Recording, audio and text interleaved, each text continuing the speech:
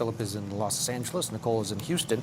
Nicole, one of the things that Robert Durst does very well is he admits stuff. He admits that he lies. He admits some strange behaviors that the average person would be embarrassed to admit. But he gets up there and he embraces it. And that's part of the conundrum that these jurors are going to find themselves in when they're trying to evaluate this individual.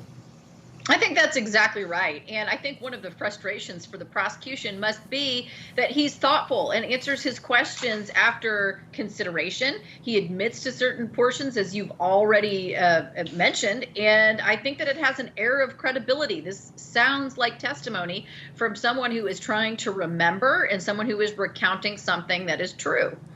Philip, he did that in Galveston, Texas, when he was found not guilty in the death of his neighbor, Morris Black. He got on the stand and he said, yeah, we got into a fight over a gun and he ended up dead. And then I went to the hardware store and I dismembered him. I chopped his arms off and his legs off and I threw him into the Galveston Bay. Whoa, what? Dismembered him? Yes, but the way he told it and the way he admitted to things at the end of the day was his saving grace. Right, and I think the reason why, and they even debriefed that jury after the verdict, was that nobody could say definitively what happened in that room between the two of them that made him have to act in self-defense. There were no eyewitnesses, there were no videos, there were no prior statements.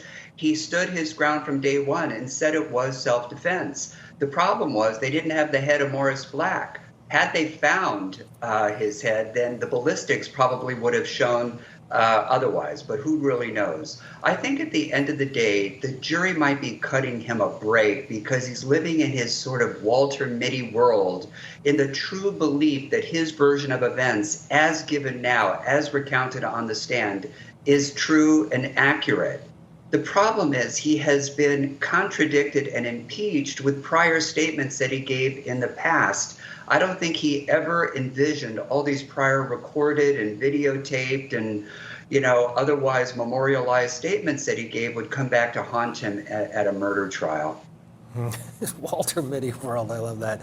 We're going to step aside, take a break. Our coverage of the Jinx murder trial continues after this. Plus, we'll get you caught up on some of the biggest legal stories from across the country, and that is next. Stay with us.